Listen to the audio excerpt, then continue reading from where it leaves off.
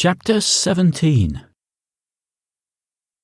Andrew Harvey was halfway back to London when he got the call, and he activated his hands-free set.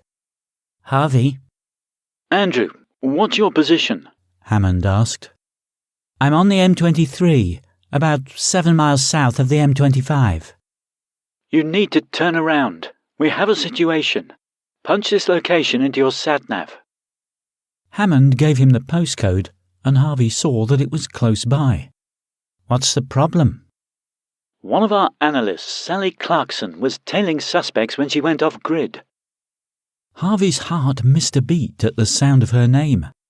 A couple of times during the day he had thought about the way he had dismissed her, deciding an apology was definitely in order. Now she appeared to be in dire trouble, and it was all his fault. "I gave her that assignment," he said. "I thought it was a false alarm, given Mansour's status, but she obviously found something. Do you have any details?" "Looks like Rahman Jamshed turned out to be Abdul Mansour after all. She found him at a mosque in Willesden, where he boarded a bus with about 30 others, a few of which are on our watch list. She tailed them to her current location, but by the time help arrived, she was gone and the coach was in flames." "They must have transferred to another coach. They can't all be on foot. Can we get a chopper up to search the area?" "Already there, but there were just a few cars in the area, nothing that could hold 30 people, and thermal images showed no one hiding in the nearby fields." "OK, I'm on my way. Send me everything she reported in." The sat-nav told him to leave the motorway at junction 9, then led him through B roads for 40 minutes until he came across the fire engines. 2 surveillance units were already on hand, and a scene of crime officer was dusting the Fiat's door for fingerprints. Harvey approached the Socco first. "Got anything yet?" he asked, flashing his ID.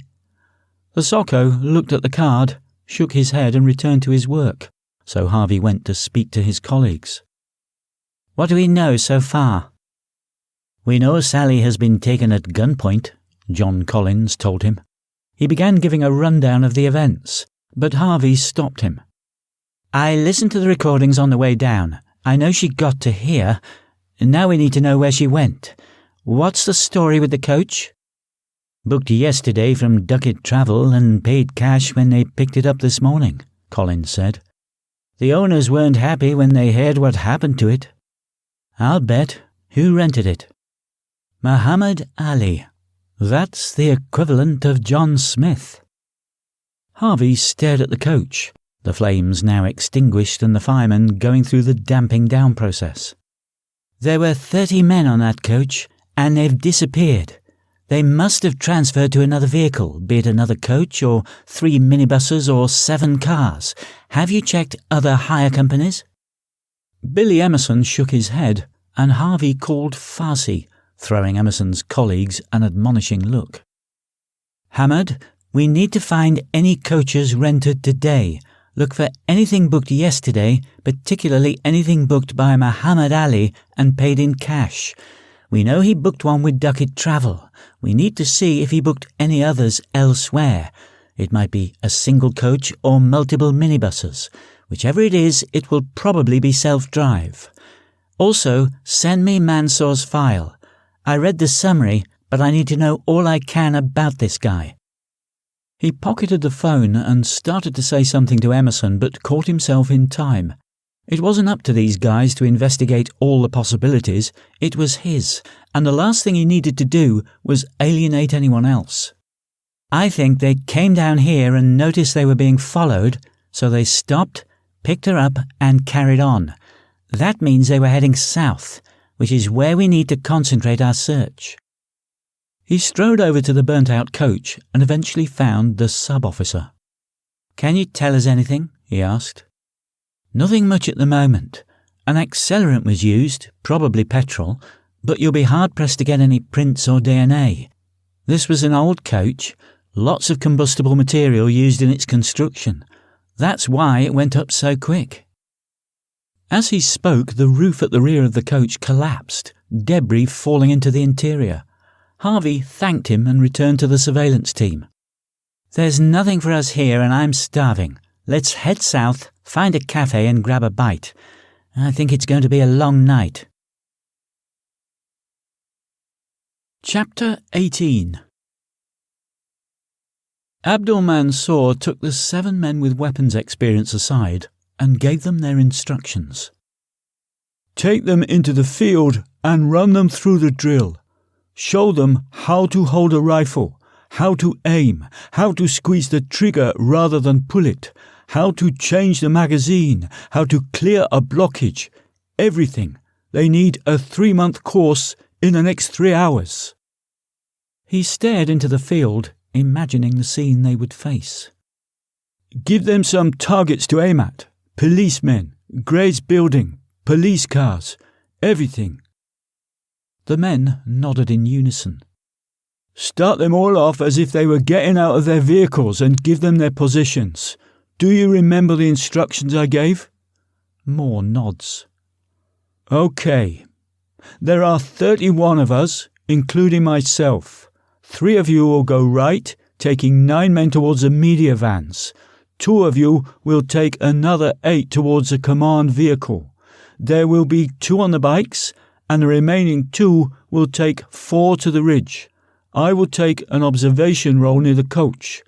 When the path is cleared for the bikes, I will blow a whistle twice, 2 long blasts. When it is time to retreat, I will blow multiple short blasts. Any questions? There were none. Good. Mahmoud, I want you to take the ones who can ride a bike and see what they can do. Find me 2 who can cover 200 yards in the quickest time. Mahmoud nodded, and Mansour left them to their duties, heading to speak to his hostage. As he entered the barn, he saw the 2 guards playing around, laughing and aiming at each other with their new weapons. He strode over and punched the larger of the duo in the head, sending him sprawling. The man lay on the ground, massaging his jaw, staring at him with incomprehension. Who is looking after the girl? Mansour roared. The Irishman said he would watch over her, the other guard said meekly. And what do you know about this man? Would you trust him with your life? The guard shook his head. No, brother. This isn't a holiday, Sammy. This is war. If I give you instructions, you follow them, or people die. I'm sorry, brother. Mansour grabbed Sammy's gun and checked the chamber before showing it to the guard.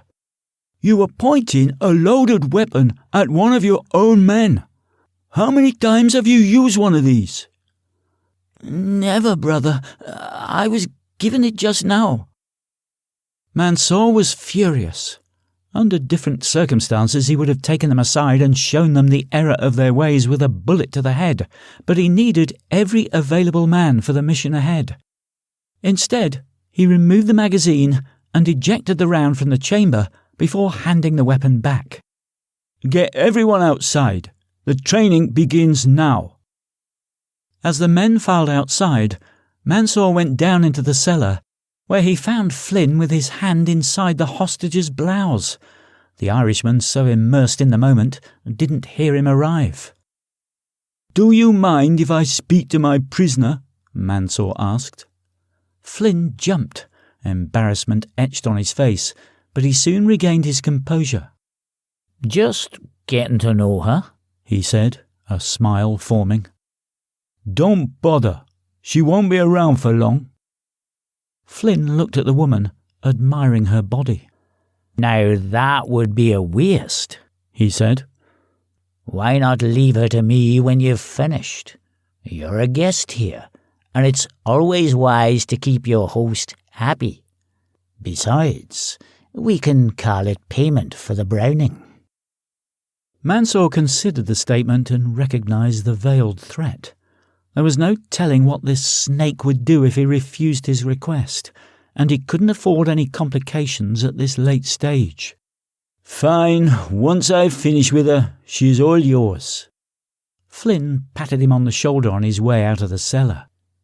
Be gentle with her. I don't like damaged goods. Mansour bit his lip. The insolence of this man knew no bounds. He forced the thought from his mind and concentrated on the woman. She still wore the hood, so he had no idea what she looked like. Her bag was on the cellar floor, so he picked it up, looking for some form of identification. He found the 2 images of him, one taken during his days as Ahmed al-Ali. The most recent had been taken at the airport. He also found her wallet, and an ID badge said her name was Sarah Clark. "I don't think so," he thought to himself. The UK Border Agency weren't known for covert surveillance, which meant this badge was a forgery.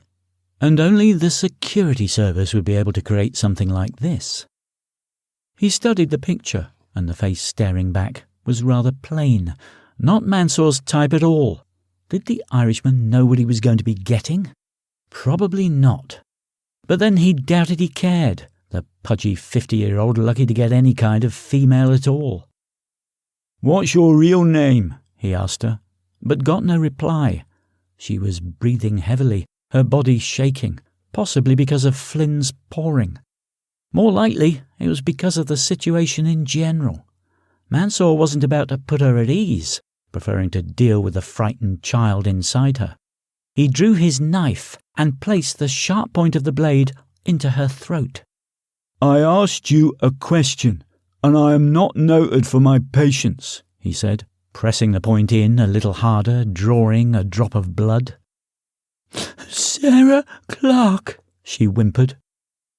Mansour moved the knife down her chest, past her open blouse, and sliced through the front strap of her bra, then moved the material to reveal her right breast. He placed the blade beneath the mound of flesh. "Try again." "Sally!" she screamed. "Sally Clarkson!" Mansour kept the knife in place. "And who do you work for, Sally? If you tell me it's the UK Border Agency, I will slice your breast off." "The security service," she cried, bursting into tears. "MI5? I didn't know they employed anyone so incompetent. What is your role?" "I'm an analyst." "What does that involve?" "Data mining, looking for trends, things like that," she said, her voice still trembling. "So why did they send you to follow me?" Sally told him the whole story, from Harvey's outburst right up to the moment of her capture. Mansour believed her and wasn't happy with the confirmation that the intelligence agencies knew of his presence in Britain. They would certainly be looking for him as well as the woman, but the only clue they had was her last location, which was over 40 miles away. Still, it didn't do to underestimate the enemy. The authorities would certainly have aircraft up looking for them, so doing the training out in the open was perhaps not the best idea. On the other hand, he had to weigh the risk of detection against the need to familiarise the men with their mission. He decided to give them 40 minutes, then bring everyone inside for further weapons training. After ensuring that the woman was securely bound to the wooden chair she was sitting on, he went outside to oversee the training. He stood in the centre of the field, watching as his recruits carried out the instructions they had been given, and trying not to allow the frustration to show on his face. This was only their second attempt, but still they faced more of a threat from each other than the police. The field was roughly the same size as Gray's, and bales of straw had been set up to represent the enemy, with a tractor taking on the role of the target building. It was unfortunate that he couldn't test their proficiency with the weapons, instead having them shout "bang bang" to simulate each round being fired. If he allowed any rounds to go off, the sound would travel. Although they were isolated here, there was always the chance someone would hear the reports. He shouted for them to stop, and the men obeyed, remaining in their current positions. He strode to the group advancing from the ridge, actually a line of straw bales, and pointed out their mistakes. "You are too close together. You three are supposed to give covering fire while the other three advance, but look at their position now." The men looked, but the expressions on their faces told him they saw nothing. "Your field of fire is too small. You can only point your weapon 3 inches this way and 3 inches that way. Any more than that, and you will hit your own men." He instructed the men to move apart by another 10 yards, and the 3 in the firing positions immediately noticed the difference. "Saeed, Irfan, show me your weapons." The men handed over the rifles, and Mansour looked at the fire selector. "What setting is that?" he asked Saeed, handing the weapon back. The recruit checked and confirmed that it was set to fully automatic. "I want all weapons on semi-automatic tomorrow." He held up the other weapon in the firing position. "Breathe, aim, squeeze. Breathe, aim, squeeze. Firing single shots will preserve your ammunition and give you greater accuracy. If you just spray the enemy on fully automatic, you will exhaust a magazine in seconds and give them the advantage, allowing them to close on your position while you reload." He handed the rifle back to Irfan. "Back to your start positions. Let's do it again." This time they did better, but in his heart he knew that there was little chance of any of them surviving the assault. Allah would receive them and would show his gratitude, and then he would put steel in the hearts of others to take their place. A drop of rain landed on his face, and Mansour looked at the heavens, watching as the grey clouds moved slowly towards them. The weather forecast was for light rain over the next 2 days, which suited him perfectly. The police protecting Grey would be demoralised, and he would attack with men pumped up for the mission. He instructed his men to go through it one more time, then returned to the barn while he himself went to see how the 5 volunteers were getting on with the bikes. Mahmoud pointed out the 2 most promising riders, and Mansour summoned them over. "What are your names?" he asked. "Kamran." "Nadim. I hear you handle those bikes well," he said to them, and watched the smiles appear on their faces. "Are you willing to take on the role tomorrow?" They both nodded, smiles remaining in place. "And do you believe in your hearts that what we do tomorrow needs to be done?" "Of course, brother, this is jihad." Mansour knew they were applying the translation commonly used by Western civilizations, holy war. In fact, jihad meant struggle, notably the struggle to defend Islam. Still, if it helped them to complete their mission, it didn't matter how they interpreted it. "Allah has chosen you for a reason," he said, and saw their chests puff with pride. "When you get to the entrance of the building, you will be facing a man with years of combat experience. Neither of you have ever held a weapon, so you would prove no match in a gunfight. That is why I want you each to wear an explosive vest and detonate it once you get inside." He didn't quite get the reaction he hoped for. Both men lost their smiles, but a moment later, first one, then the other, nodded. "I will do this for Allah," one said. "Allahu Akbar," the other proclaimed. Allah is the greatest. "Allahu Akbar," Mansour agreed. "Come, it is time to pray." Chapter 19. Tom Gray removed his laptop from the table and placed it on one of the feeding trolleys, then pushed the table into Joseph Alemwu's cell, setting it against the left-hand wall. "It's time, Joseph," he said, removing the tape over his mouth before unlocking the shackles on the boy's ankles. Alemwu waited until both feet were free, then kicked out, catching Gray on the chin. Gray staggered backwards but gathered himself immediately. The boy's weakened leg muscles had failed to deliver a telling blow. "You really are a dumb fuck," he said, massaging his jaw. "You should have at least waited until I untied your hand. Now what are you going to do?" Alemwu's silence told him he hadn't thought that far ahead. He had tried talking his way to freedom earlier in the day, and when that approach hadn't worked, he had resorted to the only other thing he knew, violence. His rational thought ability had once again abandoned him. Gray untied the rope connecting Alemwu's left wrist to the ring on the wall, then grabbed his arm and picked him up, swinging him around so that he was bent double over the table.